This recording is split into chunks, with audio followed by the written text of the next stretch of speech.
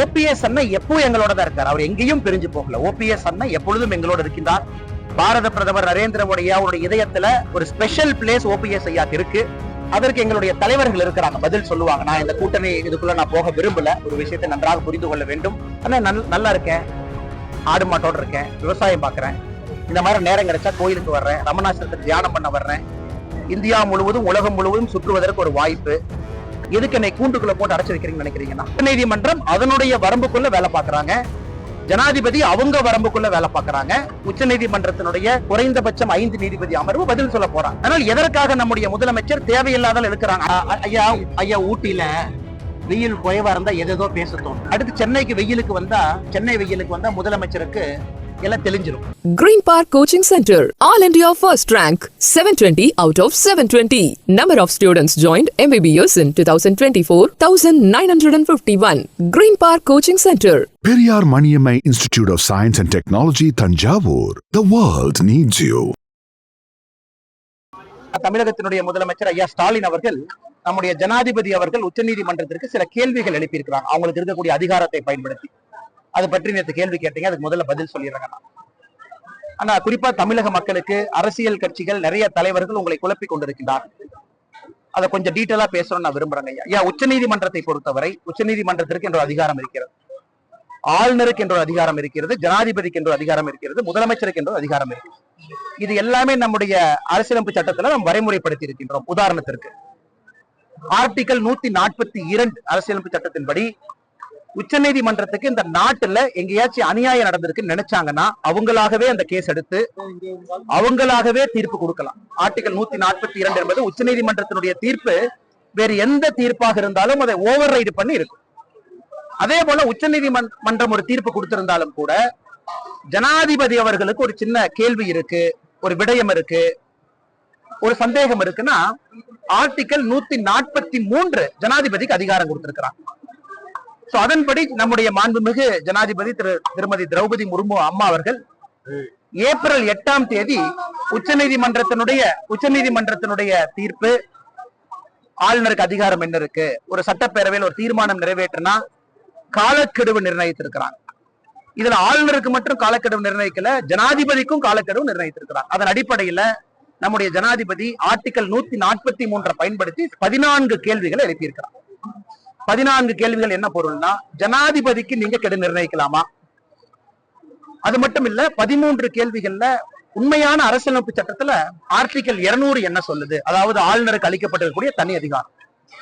இப்ப 143 பயன்படுத்தி ஜனாதிபதி ஒரு கேள்வி கேட்கும் பொழுது உச்ச நீதிமன்றம் என்ன செய்யணும்னா, ஆர்டிகல் 145 பயன்படுத்தி குறைந்தபட்சம் 5 நீதிபதிகள் இருக்கக்கூடிய அமர்வு அமைக்கணும். 5 நீதிபதி இருக்கலாம், 7 நீதிபதி இருக்கலாம், கான்ஸ்டிடியூஷனல் பெஞ்ச். இன்னைக்கு நம்முடைய ஜனாதிபதி அவர்கள் கேட்டதுல எந்த தவறும் இல்லை என்பதை தமிழக மக்கள் உணர்ந்து கொள்ள வேண்டும். நம்முடைய முதலமைச்சர் அவர்கள் தேவையில்லாம குழப்பறாங்க. ஏன்னா ஒரிஜினல் கேஸ் ஏப்ரல் 8ஆம் தேதி கொடுக்கப்பட்ட தீர்ப்பு தமிழ்நாடு அரசுக்கும் தமிழ்நாடு ஆளுநருக்கும் இருந்த பிரச்சனைக்காக தமிழ்நாடு அரசு உச்ச நீதிமன்றத்துக்கு போனாங்க. ஆனா அந்த தீர்ப்புல ஜனாதிபதி அவர்கள் என்ன செய்ய வேண்டும் என்று கூறப்பட்டிருக்கின்ற காரணத்தினால ஜனாதிபதி மேல போறாங்க. இத பல உச்ச நீதிமன்ற நீதிபதிகள், குறிப்பாக சஞ்சய் கிருஷ்ண கவுல், எஸ்.கே. கவுல் அவங்க வரவேற்றிருக்கிறார். முன்னாள் உச்ச நீதிமன்றத்தினுடைய நீதிபதி எஸ்.கே. கவுல் அவர்கள் நம்முடைய ஜனாதிபதி அவர்கள் செய்திருப்பது சரிதான். நான் எப்பவோ நினைச்சேன் ஜனாதிபதி இந்த கேள்வி கேட்பாங்கன்னு, இப்ப கேட்டிருக்கிறாங்க, எனக்கு ரொம்ப மகிழ்ச்சின்னு சொல்லியிருக்கிறாங்க. அதனால் நம்முடைய உச்ச நீதிமன்றம் இப்ப ஜனாதிபதி அவர்கள் அவங்களுடைய அதிகாரத்தை பயன்படுத்திய பிறகு குறைந்தபட்சம் 5 நீதிபதிகள் இருக்கக்கூடிய அமர்வை கொண்டு வந்து 14 கேள்விகளுக்கு பதில் சொல்லணும். இது முதல் முறையா இல்லை. சுதந்திர இந்தியாவில இதுவரை ஜனாதிபதி அவர்கள் 15 முறை கேள்வி கேட்டிருக்கிறார். 15 முறை நம்முடைய ஜனாதிபதி அவர்கள் 1950க்கு பிறகு ஆர்டிகல் 143 பயன்படுத்தினார். இது 16வது முறை. இதையும் நாம் புரிந்து கொள்ள வேண்டும். இப்ப முதலமைச்சருக்கு நேரடியாக ஒரு பதில் சொல்ல விரும்புறேன். 1991 காவேரி வாட்டர் ட்ரிபியூனல் 1956 அமைச்சோம். 91 ஒரு தீர்ப்பு கொடுத்துச்சு, கர்நாடகா மாநிலம் தமிழகத்திற்கு 205 டிஎம்சி தண்ணி கொடுக்கணும். அப்ப கர்நாடகாவுடைய முதலமைச்சராக பங்காரப்பையா இருந்தாங்க. நாங்க கொடுக்க மாட்டோம் அப்படின்னு ஒரு தீர்மானத்தை சட்டமன்றத்துல போடுறாங்க. அதை ஆளுநருக்கு அனுப்பி வைக்கிறாங்க. அப்ப நீதிபதி எல்லாமே பார்த்தாங்க, ஆர்டினன்ஸ் போட்டாங்க. நம்ம மாதிரி நம்ம சட்டமன்றத்தில் ஆர்டினன்ஸ் போடுறாங்க, சட்டம் போடுறாங்க, நம்ம ஆளுநருக்கு அனுப்பி வைக்கிறாங்க. அன்னைக்கு அன்னைக்கு இருந்த நம்முடைய ஜனாதிபதி அவர்கள் இதே 143 பயன்படுத்தி உச்சநீதிமன்றத்துக்கு போறாங்க. கர்நாடகா சட்டசபையில போட்டிருக்கக்கூடிய தீர்மானம் செல்லுமா செல்லாதா? அதனால முதலமைச்சர் புரிந்து கொள்ள வேண்டும், அன்னைக்கு உச்சநீதிமன்றத்தினுடைய 5 நீதிபதி கொண்ட அமர்வு அதெல்லாம் ஸ்டடி பண்ணிட்டு இல்லை, நாங்க மேல இருந்து தண்ணி கொடுங்கன்னு சொன்னதுக்கு அப்புறம் கர்நாடகாவுடைய சட்டப்பேரவைக்கு அதிகாரம் இல்லை, அந்த தண்ணியை பிளாக் பண்றதுக்கு அதிகாரம் இல்லை, அதனால 205 டிஎம்சியை கொடுத்தாக வேண்டும் என்று அன்னைக்கு சொன்னாங்க. அன்னைக்கு 143 பயன்படுத்த பொழுது நம்முடைய முதலமைச்சருக்கு இனித்தது. இன்னைக்கு 143 பயன்படுத்தப்படும் பொழுது முதலமைச்சருக்கு வலிக்கிறது என்று சொன்னால் ஏற்றுக்கொள்ள முடியாது. சுதந்திர இந்தியால 15 முறை பயன்படுத்தி இருக்கின்றார்கள். 16வது முறை ஏன் சங்கர் தயாள் சர்மா அவர்கள் இந்தியாவுடைய ஜனாதிபதியாக இருக்கும் பொழுது ராம் டெம்பிள் இடத்துல உண்மையால மாஸ்க் முதல்ல இருந்துச்சா, கோவில் முதல்ல இருந்துச்சா அப்படிங்கிற கேள்வியும் 143 பயன்படுத்தினாங்க. அப்ப உச்சநீதிமன்றம் பதிலளிக்க மறுத்து விட்டார். இன்னைக்கு உச்சநீதிமன்றத்தில் இருக்கு, திரும்ப கேட்கலாம் கேள்வியை ரீஃப்ரேம் பண்ணலாம். அதனால் இந்தியாவில் ஜனநாயகம் சிறப்பாக இருக்கிறது. உச்சநீதிமன்றம் அதனுடைய வரம்புக்குள்ள வேலை பார்க்கறாங்க, ஜனாதிபதி அவங்க வரம்புக்குள்ள வேலை பார்க்கறாங்க. அதனால் கேட்டிருக்கக்கூடிய கேள்விகள் 14 கேள்விகளுக்கு உச்சநீதிமன்றத்தினுடைய குறைந்தபட்சம் 5 நீதிபதி அமர்வு பதில் சொல்ல போறாங்க. அதனால் எதற்காக நம்முடைய முதலமைச்சர் தேவையில்லாத இருக்கிறாங்க? அன்னைக்கு கர்நாடகா தண்ணி கொடுக்க முடியாது என்று சொன்ன பொழுது இதே 143 தமிழகத்திற்கு பயன்பட்டது. இதே 143 மூலமாகத்தான் தமிழகத்திற்கு 205 டிஎம்சி தண்ணி வந்துச்சு. இன்னைக்கு எப்படி தமிழகத்திற்கு எதிராக போகும்? நரேந்திர மோடி ஐயாவுடைய ஆட்சியில ஜனாதிபதி 143 ஆர்டிகளை பயன்படுத்தும் பொழுது எப்படி தமிழகத்திற்கு எதிராக போகும்? அதனால் பத்திரிகை நண்பர்களுக்கு விலாவரியாக இந்த பதிலை சொல்ல வேண்டும் என்று நாங்கள் நினைக்கின்றோம், கடமைப்பட்டிருக்கின்றோம். அதனால் ஜனநாயகம் சரியாக இருக்கிறது. ஜனநாயகம் சரியா இருக்கிற காரணத்தினாலதான் உச்சநீதிமன்றத்தினுடைய தீர்ப்பையும் மதித்து ஜனாதிபதி அவர்கள் இந்த கேள்விகளை கேட்டிருக்கிறாங்க. ஜனாதிபதி அதிகாரம் 2026ஆம் ஆண்டு மட்டுமல்ல 2031ஆம் ஆண்டு கூட தமிழகத்தில் திமுக ஆட்சியே வரும் அப்படின்னு சொல்லி ஊட்டியில மலர் கண்காட்சி தொடங்கி வச்ச முதலமைச்சர் கருணாநிதி தெரிவிச்சிருக்காரு. ஐயா ஊட்டியில கொஞ்சம் வெயில் குறைவுங்க ஐயா. வெயில் குறைவா இருந்தா எதோ பேச தோணும். சில இடத்துல அந்த இடத்துக்கான தன்மை. அடுத்து சென்னைக்கு வெயிலுக்கு வந்தா, சென்னை வெயிலுக்கு வந்தா முதலமைச்சருக்கு எல்லாம் தெளிஞ்சிரும். ஐயோ 2026 நம்ம தோத்துருவோம். அதனால ஊட்டியில் இருக்காரு, கொஞ்சம் தெரியாம இருக்காரு. கீழே இறங்கி சென்னைக்கு சென்னை வெயிலுக்கு வந்தோடனே முதலமைச்சர் அவருக்கு எல்லாம் தெளிஞ்சு 2026 உறுதியாக தோற்போம் என்று மாண்புமிகு முதலமைச்சர் ஐயா ஸ்டாலின் அவர்களுக்கு தெரியும். எடப்பாடி பழனிசாமி தேசிய ஜனநாயக கூட்டணியில் இருக்கிறோம் அமித்ஷா அவர்கள் சொல்லிட்டு போயிருக்காங்க. சரி, நேற்று ஓபிஎஸ் நாங்களும் அதே தேசிய ஜனநாயக கூட்டணியில் இருக்கிறோம், அதை பத்தி உங்களுடைய நேற்று ஓபிஎஸ் ஐயாவுடைய பத்திரிகையாளர் சந்திப்பை நான் பார்த்தேங்க ஐயா. அதற்கு எங்களுடைய தலைவர்கள் இருக்கிறாங்க, பதில் சொல்லுவாங்க. நான் இந்த கூட்டணி இதுக்குள்ள நான் போக விரும்பல. ஒரு விஷயத்தை நன்றாக புரிந்து கொள்ள வேண்டும், எல்லோரும் எங்களோடு தான் இருக்கின்றார்கள், யாரும் எங்கேயும் பிரிஞ்சு போகல. அதனால் நம்முடைய கூட்டணியை பொறுத்தவரை அது வலுவாகத்தான் இருக்கு. அதை சில அரசியல் கட்சி தலைவர்கள், குறிப்பாக திராவிட முன்னேற்ற கழகத்தினுடைய கூட்டணியில் இருக்கிறவங்க தேவையில்லாத குழப்பத்தை விளைவிக்கிறாங்க. ஆனால் எங்களுடைய தலைவர்கள் இருக்கிறாங்க, ஒன்னும் பிரச்சனை. ஏற்கனவே உங்களுக்கு சொல்லியிருக்காங்கன்னா, நான் இன்று ஒரு தொண்டராக பணி செய்து கொண்டிருக்கின்றேன். சுப்ரீம் கோர்ட் பிரச்சனை கேளுங்க, பதில் சொல்றேன். பிரசிடென்ட் பவர்ஸ் கேளுங்க, சொல்றேன். எல்லா அரசியலும் கேளுங்க. நான் ஒரு தொண்டராக என்னுடைய பணியை செய்து கொண்டிருக்கின்றேன். அது கூட்டணி அதெல்லாம் என்ன இருக்கோ நான் ஒதுங்கி இருக்கின்றேன். தொண்டராக நடப்பதை பார்த்து கொண்டு என்னுடைய பணியை மட்டும் மோடி ஐயாவுக்காக செய்யறேன். வருகின்ற காலத்துல எங்களுடைய தலைவர்கள் அதை பத்தி பேசுவாங்க. தமிழ்நாடு முதல்வருடைய கேள்விகளுக்கு எல்லாம் நீங்க தொண்டனா இருந்து செய்தி தகவல் சொல்றீங்க. உங்களுடைய தரப்பு செய்திகளை கேட்கும் பொழுது மட்டும் நான் தொண்டனா இருந்து செய்யறேன்னு சொல்றேன். எப்படி சார் பாருங்க? இது ரொம்ப சிறப்பா தாங்க நீங்க பாக்கணும். காரணம், தமிழ்நாடு முதலமைச்சரை ஒரு சாமானியனாக இருந்து நான் கிரிட்டிசைஸ் பண்ணலாம். அதுக்கு எனக்கு அதிகாரம் இருக்க வேண்டிய அவசியம் இல்லை. அண்ணாமலை என்கின்ற தனி மனிதன், ஒரு விவசாயி, தமிழ்நாட்டு முதலமைச்சருடைய எந்த விஷயத்தையும் கிரிட்டிசைஸ் பண்றதுக்கு எனக்கு கருத்துரிமை இருக்கு. அதே நேரத்துல கட்சி யாருகிட்ட சேரணும், யாருகிட்ட சேரக்கூடாது, எனக்கு தனிப்பட்ட கருத்து இருந்தாலும் கட்சி ஒரு முடிவெடுக்கும் பொழுது கட்டுப்பட்டுள்ளவனாக நான் இருக்கின்றேன். அதனாலதான் இந்த இரண்டுக்கும் இருக்கக்கூடிய வேறுபாடுங்க. ஓபிஎஸ் அண்ணா எப்போ எங்களோட தான் இருக்காரு, அவர் எங்கேயும் பிரிஞ்சு போகல. ஓபிஎஸ் அண்ணா எப்பொழுதும் எங்களோட இருக்கின்றார். பாரத பிரதமர் நரேந்திர மோடி ஐயாவுடைய இதயத்துல ஒரு ஸ்பெஷல் பிளேஸ் ஓபிஎஸ் ஐயாக்கு இருக்கு. அதுல எந்த மாற்று கருத்தும் இல்லை. அமித்ஷாஜி அவர்களுடைய அந்த விசிட்டை பத்தி உங்களுக்கு தெரியும். அந்த விசிட் அவர் வந்தது வேறொரு காரணத்திற்காக. அதனால அமித்ஷாஜி அவர்கள் என்டிஏ கூட்டத்திற்கு வரும் பொழுது அன்னைக்கு பேசுவாங்க. தமிழகத்தில் சட்டம் ஒழுங்கு பத்தி உங்களுடைய பார்வை? ஆனா தமிழகத்துல சட்டம் ஒழுங்கு இன்னைக்கு பாத்தீங்கன்னா ஊருக்கு ஒரு கொலை. கொங்கு பகுதியில பாத்தீங்கன்னா வீடு புகுந்து விவசாயிகளை கொல்றாங்க. நம்முடைய தென் தமிழ்நாட்டுக்கு போயிட்டீங்கன்னா ஆணவ படுகொலைகள்.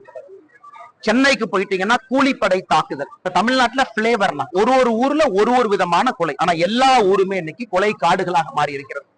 சட்டம் ஒழுங்கு அதல பாதாளத்திற்கு சென்றிருக்கிறது எந்த மாற்று கருத்தும் இல்லைங்கன்னா. ஆனா முதலமைச்சர் ஐயா நீங்க ஊட்டியிலிருந்து பேசுறாங்க, சென்னை வெயிலுக்கு வந்தோடனே தெளிஞ்சிருவாரு. அன்னைக்கு அவருக்கு தெரியும் சட்டம் ஒழுங்கு காரணமாக அவருடைய ஆட்சி 2026 மக்கள் வீட்டுக்கு அனுப்புவாங்க என்பது மாண்புமிகு முதலமைச்சர் ஐயாவுக்கு தெரியும். ஆனா நேற்று சம்மசன் ஏதோ கேட்டாங்க, யாரோ கேள்வி கேட்டீங்களா, நீங்க சொல்லுங்க. தேசிய அளவுல உங்களுக்கு ஏதாச்சும் ஒரு பதவி கொடுக்கறதுக்கு வாய்ப்பு இருக்கா? ஆனா நல்லா இருக்கேன், ஆடு மாட்டோட இருக்கேன், விவசாயம் பாக்குறேன், இந்த மாதிரி நேரம் கிடைச்சா கோயிலுக்கு வர்றேன், ரமணாசிரத்துக்கு தியானம் பண்ண வர்றேன், இந்தியா முழுவதும் உலகம் முழுவதும் சுற்றுவதற்கு ஒரு வாய்ப்பு, கட்சி சொல்ற பணி அங்கங்க செய்யறேன். எனக்கு இந்த பேர்டன் ஆஃப் லீடர்ஷிப், இங்க போகணும் அங்க போகணும், தலைவராக இங்க இருக்கணும் அங்க இருக்கணும் எல்லாம் தவிர்த்து என்னுடைய வாழ்க்கையில நிம்மதியாக இருக்கின்றேன். அதே நேரத்துல மக்கள் பணி, நேற்று பார்த்திருப்பீங்க, வீட்டுக்கு வெளியே மோர் வச்சு வெயில்ல யார் மக்கள் போறாங்களோ தினமும் ஒரு 2000-3000 பேர் மோர் குடிக்கிறாங்க. அதையும் அவர்கள் கொடுப்பதற்கு ஒரு பெரிய பாக்கியம்.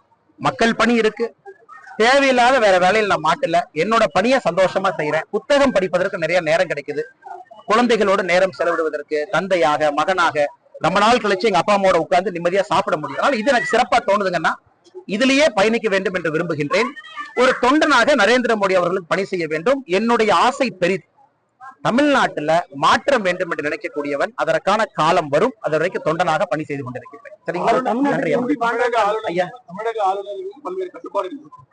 பெரியார் பல்கலைக்கழக துணைவேந்தர் ஜெகநாதன் அவரு இப்போ சிபிஐ விசாரணைக்கு போயிட்டு வந்திருக்கும் பொழுது பிரிவு உபச்சார விழா தமிழக ஆளுநர் வச்சிருக்காரு. அதை நீங்க எப்படி பாக்குறீங்க? நான் சாமானியனாக ஜெகநாதன் ஐயா அவர்கள் செய்ததுல எந்த தவறும் இல்லை என்று பார்க்கின்றேன். அந்த கேஸ் ரொம்ப டீட்டெயிலா தெரியும். ஜெகநாதன் அவர்கள் மீது இருக்கக்கூடிய காழ்ப்புணர்ச்சினால பெரியார் பல்கலைக்கழகம் சேலத்துல ரிட்டையர் ஆவதற்கு சில நாட்கள் இருக்கு முன்பு உள்ள போய் பெரிய பிரச்சனை பண்ணி கைது பண்ணி, உச்ச நீதிமன்றத்தினுடைய பெயில் ஆர்டர்லாம் உங்களுக்கு தெரியும், உயர் நீதிமன்றத்தினுடைய பெயில் ஆர்டர் உங்களுக்கு தெரியும். அதனால் என்னை பொறுத்தவரை சாமானிய மனிதனாக ஜெகநாதன் அவர்கள் எந்த தவறும் செய்யல. தமிழக அரசினுடைய அரசியல்ல மாட்டி சிக்கி கொண்டிருக்கக்கூடிய ஒரு மனிதனாகத்தான் ஜெகநாதன் அவர்களை பார்க்கிறேன். எப்பொழுதுமே நான் சொல்வேன், அரசனும் தெய்வனும் எப்படி கொள்வார்கள் என்று நமக்கு தெரியும். அதனால யாரு ஒரு பவர்ல இருந்து அதர்மத்தை செய்யும் பொழுது அதற்கான விலை அவர்கள் கொடுத்தே ஆக வேண்டும். ஜெகநாதன் அவங்க கேஸ்ல அதர்மம் நடந்திருக்கிறது, ஆட்சியாளர்கள் அதற்கான விலையை கொடுப்பாங்க. நான் தான் நல்லா இருக்கேன்னு சொல்லிட்டேன். நான் அருமையா இருக்கேன், சிறப்பா இருக்கேன், என் வேலையை செஞ்சுட்டு இருக்கேன், நிம்மதியா இருக்கேன். எதுக்கு நான் இந்த நேரத்துல பவர் எல்லாம்? சாமானிய மனிதனாக இருப்பதே ஒரு பவராக பார்க்கின்றேன். உங்களை எல்லாம் ஈஸியா பார்க்க முடியுது. எதுக்கு என்னை கூண்டுக்குள்ள போட்டு அடைச்சு வைக்கிறீங்கன்னு நினைக்கிறீங்கன்னா? நமக்கான காலம் வரும்பொழுது பறக்க ஆரம்பிப்போம், என்னை கூண்டு கிளியாக இருப்போம், தவறு கிடையாது. பழைய பென்ஷன் திட்டம் இதுவரை நிறைவேற்றப்படவில்லை. இதனுடைய தாக்கம் 2026 தேர்தல் எதிரொலிக்குமா? திமுக பழைய பென்ஷன் திட்டத்தை நிறைவேற்ற வேண்டும் என்றால் திமுகவுக்கு நிறைவேற்றுவதற்கு முழு உரிமை இருக்கு. உதாரணத்திற்கு காங்கிரஸ் ஆட்சி அவங்க இந்த மாதிரி நாங்க வரப்போறோம் அப்படின்னு ஹிமாச்சல பிரதேசல சொன்னாங்க. நாங்க பழைய பென்ஷன் எடுக்கிட்டு நம்ம புது பென்ஷன் எடுத்துட்டு பழைய பென்ஷனை கொண்டு வர்றோம். வாக்குறுதி கொடுத்து வந்த ஆட்சி. இன்னைக்கு நீங்க ஹிமாச்சல பிரதேசனுடைய காங்கிரஸ் ஆட்சியை பாருங்க, அவங்க கொண்டு வர முடிந்துதான் முடியலையா? தமிழ்நாட்டினுடைய முன்னாள் நிதியமைச்சர் ஐயா பிடிஆர் அவர்கள் சொன்னாங்க, வாய்ப்பே இல்ல, சாத்தியமே இல்ல, பழைய பென்ஷன் திட்டத்தை கொண்டு வர முடியாது. அதனாலதான் பிரதமர் அவர்கள், உங்களுக்கு தெரியும், இன்னைக்கு பழைய பென்ஷனும் இல்ல புது பென்ஷனும் இல்ல, பிரதமர் அவர்கள் இன்னைக்கு இது ரெண்டையும் தாண்டி இன்னொரு பென்ஷன் அறிவிச்சிருக்கிறார். அது நமக்கு தெரியும். பிரதமர் அவர்கள் இன்னைக்கு பழைய பென்ஷன் நோக்கி போல, புது பென்ஷன் நோக்கி போல, இரண்டையும் தாண்டி வெளியே வந்தாச்சு. அப்படி இருக்கும் பொழுது பழைய பென்ஷன் புது பென்ஷன் என்பது இந்த நேரத்துல தேவையில்லாத விவகாரமாகத்தான் நான் பார்க்கிறேன். மத்திய இணையமைச்சரா இருக்கிறவங்க கூண்டுக்குள்ள இருக்கிறாங்க, கூண்டு கிளியா இருக்கிறாங்கன்னு சொல்றீங்க. அண்ணே, வாக்குவாதம் பண்றதா பண்ணலானே, கோயில்ல இருக்கேன், அது தவறா போயிடும். நான் எனக்காக பேசுறேன், நீங்க உங்களுக்காக பேசுறீங்க. ஒருத்தருக்கும் ஒன்னொன்னு பிடிக்கும், எனக்கு புரியாதுன்னு சொல்றேன். நான் இணையமைச்சராக அமைச்சராக இருந்தாலும் அவங்க அந்த பணியை செய்யறாங்க. இந்த நேரத்துல இந்த பணியை நான் செய்யறேன். நான் கூண்டு கிளின்னு சொல்றேன், அதையே நீங்க இன்னொரு அமைச்சருக்கு போடுறீங்க, அதே இன்னொரு இணை அமைச்சருக்கு போடுறீங்க. நான் என்னுடைய மைண்ட, என்னுடைய நிலைமைய, நான் இருக்கக்கூடியத, எனக்கு அப்பாவாகவும் இருக்குன்னு ஆசை, மகனாகவும் இருக்குன்னு ஆசை, தொண்டனாகவும் இருக்குன்னு ஆசை, நிம்மதியா இருக்கேன். இதை ஏன் நீ போட்டு அடைச்சு வைக்க பாக்குறீங்க தலைவர்? திருவண்ணாமலை அண்ணாமலை கோயில்ல பக்தர்கள் தரிசன வரிசையை விட புறவழி தரிசன வரிசை தான் அதிகம் பேர் மக்கள் போறதா ஒரு குற்றச்சாட்டு இருக்கு. ஐயா, எனக்கு தெரியலீங்க ஐயா, தெரியாத விஷயத்த சொல்லக்கூடாது, நான் தெரிஞ்சுட்டு பேசுறேன். நன்றி அண்ணா, thank you Anna. Periyar Maniammai Institute of Science and Technology, Thanjavur. The world needs you. Green Park Coaching Center, All India First Rank, 720 out of 720. Number of students joined MBBS in 2024, 1951. Green Park Coaching Center.